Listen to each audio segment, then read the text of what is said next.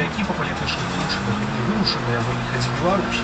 Як піша выданне «Кузер», загадкавыя канакі не прадстаўляюцца, але падобна, што гэта чальцы моладзевых атрадаў правапарадку, якія дзейнічаюць пры беларускім рэспубліканскім саюзе моладзі.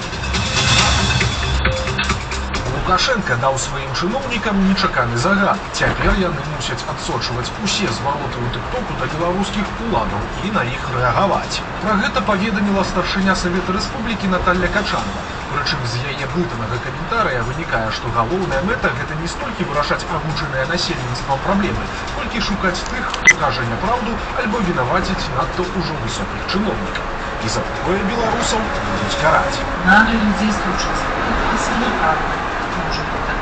Сейчас вот этой самой регионе приняли решение, понимаете, что все эти тиктоки все будут отслеживать и будут рассматривать эти вопросы. Потому что я тоже сказала, что люди должны обращать, если они достоверную информацию.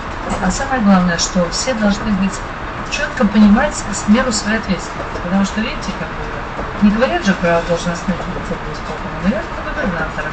Не говорят про это, а говорят про того человека, который возглавляет это государство. Нельзя поставить. Так нельзя поставить председателя исполнения. Мадзяжныя сабакі працягваюць тэрарызаваць гомель. Цяпер у гэтым абласным цэнтры здарыўся яшчэ адзін напад жывёл на чалавека. Ахвярай зноў стала дзіця.